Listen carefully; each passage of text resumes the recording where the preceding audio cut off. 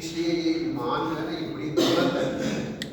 جو بھی بندہ ایمان میں ڈٹ جاتا ہے نا اللہ پاک اس کی وجہ سے پھر انسانوں کو ہدایت بھی دے دیتے ہیں. یاد رکھیں جو بندہ ایمان میں ڈٹ جائے گا نا یہ آج ڈٹ جائے تو آئندہ کو ڈٹے قیامت تک. تو جو پچھلے زمانے میں لوگ ڈٹے تھے نا اسلام کے لیے ایمان کے لیے کلمے کے لیے اللہ ان کی قربانیوں کی وجہ سے اسلام کو دنیا میں عام کرتا ہے. ان کی وجہ سے لوگ کلمہ پڑھ لیتے تھے. ایک واقعہ سورت بروج ہے قرآن پاک میں سورہ بروج اس میں ایک واقعہ آتا ہے کہ ایک بادشاہ تھا اس نے ایک جادوگر رکھا ہوا تھا. تو جادوگر جب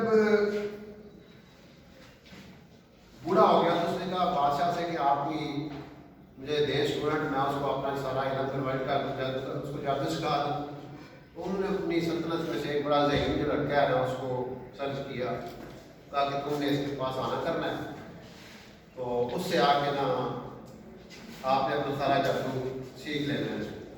تو وہ آنا شروع ہو گیا. تو رستے میں ایک نیک آدمی تھا. وہ لوگوں کو اللہ کی باتیں بتاتا تھا تو ان کی باتیں بتاتا تھا تبلیغ کیا کرتا تھا. تو وہ تھوڑی دیر کے لیے نہ رکتا وہاں پہ وہ ان کی باتیں سننا شروع کر لیتا. تو اس کو اچھی لگتی وہ تھوڑا زیادہ دیر ہوتی تو وہ وہاں پہ لیٹ ہو جاتا. جب جادوگر کے پاس جاتا لیٹ ہوتا وہ تو کٹ پہنتی. جب واپسی میں پھر آتا پھر وہ کھڑا ہو جاتا تو وہ گالا لگوں گے وہ لیٹ آیا تو کٹ پہن وہ کیا چلی گا ادھر بھی کٹ ادھر بھی کٹ. اس نے مشورہ کیا آپ سے بزرگوں سے کہ مجھے بتائیں کیا کرنا ہے. انہوں نے کہا آپ جب جادوگر کے پاس جانا انہیں کہنا میں گھر والوں کی طرف سے لیٹ آیا ہوں. انہوں نے لیٹ کر دیا. اور جب گھر جانا ان کا جادوگر سے اس طرح کر کے خیر وہ اس کا معاملہ چلتا رہا. تو ایک دن اللہ کی شان وہ رستے میں آ رہا تھا. ایک شیر نے راستہ رکا ہوا تھا لوگوں کا اور مجمع لگا ہوا تھا سینکڑوں کا لوگوں کا. تو اس نے کہا کہ میں دیکھتا ہوں. اس نے پتھر لیا اور کیا دعا کی کہ اللہ اگر اس کا دین سچا ہے نا اس جو میں جس کے پاس بزرگ جن کے پاس میں سبق لیتا ہوں تو پھر اس شیر کو یار مار دے ختم کر تاکہ لوگ سہولت سے آگے رستہ کو چلے جائیں. تو اس نے پتھر مارا اللہ کا نام لے کے وہ شیر مار گیا. وہ شیر پتھر میں کبھی مریا لیکن اللہ کا بہت مارتا ہے. اب اس کی جو ہے نا منتا ہو گئی. لوگ آنے شروع ہو گئے. کوئی اندھا آتا اس کو وہ دعا اللہ سے مانگتے کہ اللہ اس کا اندھا پان دور کر دے. وہ بادشاہ کا ایک وزیر تھا وہ اندھا.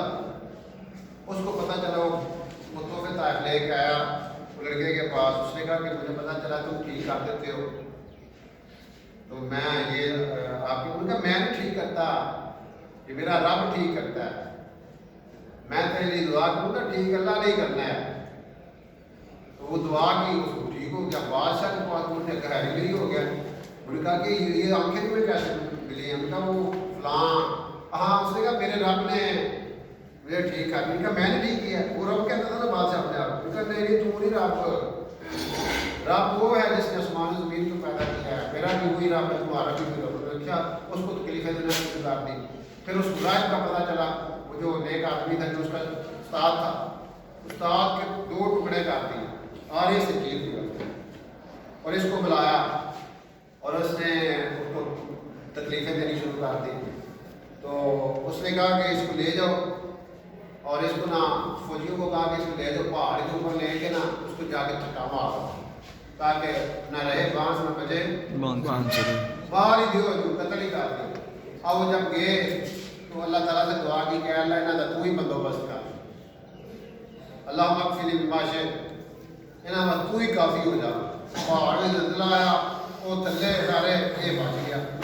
پھر وہ واپس بادشاہ کے پاس آ گیا. انہوں نے کہا میرے فوجی کی تھے. انہوں نے کہا وہ جانے رہے میرے رب نے ان کو مار دیا. سبحان اللہ. اب ان کا آپ کیا کرو ان کا ان کو لے جاؤ سمندر میں کشتی میں لے جاؤ.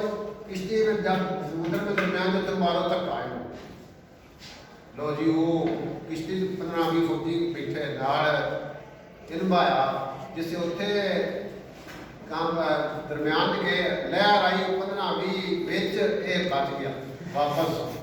انہیں فوجی کی تیری نال کہو اللہ پاک لایا گیا.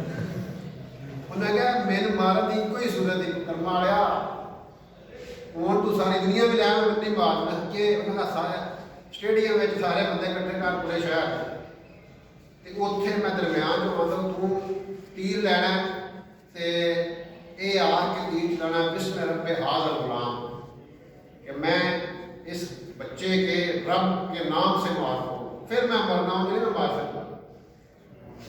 اب وہ بادشاہ خوش ہو گیا ہے کام سے گیا مقبول ہوئے تو ساری اسٹیڈیم پر آ گیا ریٹ جیسے میچ ہوتے ہیں پتا ہوتا ہے نا ساری دنیا آ گئی اور سارے اکٹھے ہو گئے.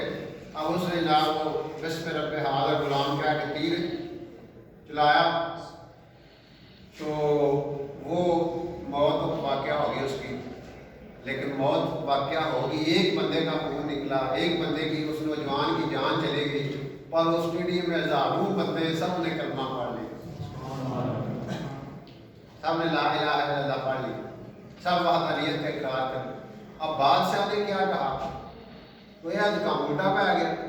اس نے پھر خندقیں کھدوائیں بڑی بڑی خندقیں ٹرینچز اور اس کے اندر آگ جلائی اور جتنے ایمان والے تھے نا اس کو ان خندقوں میں پھینک دیا. اللہ تعالیٰ نے وہ پھر والسماء ذات البروج والیوم الموعود وشاہد ومشہود قتل اصحاب الاخدود کہ ہلاک ہو جائیں خندقوں والے جنہوں نے خندقیں کھودی تھی اور انہوں نے لوگوں کو پھینک دیا. کہا یہ لوگ دوزخ میں جائیں گے. یہ آگ نظر کیا آ رہا ہے وہ آگ میں جا رہے ہیں. بے شک وہ آگ میں جا کے مر گئے لیکن وہ آگ بھی کہ وہ جنتوں میں ہمیشہ کے لیے چلے گی. چند لوگوں کے لیے تکلیف ہوتی ہے نا لیکن ہمیشہ کے لیے عزت پا گئے ہمیشہ کے لیے کامیاب ہو. تو جو اللہ کے لیے سیکریفائس کرتا ہے اللہ کے لیے قربانی کرتا ہے اس کی وجہ سے پھر اللہ ہزاروں انسانوں کو ہدایت دیتے ہیں. جان ایک بندے کی گئی پر ایمان ہزاروں لاکھوں لوگوں کا وہ ایمان پہ قائم کرنے کا ذریعہ بن گیا. تو آج بھی ہو گھر ابراہیم کا امام پیدا کر سکتی ہے آگ گلو گلزار پیدا. اگر آپ بھی آج کھڑے ہو جائیں یقین کریں آپ سے ایک ایک بندہ ہزاروں لاکھوں انسانوں کی ہدایت کا ذریعہ بن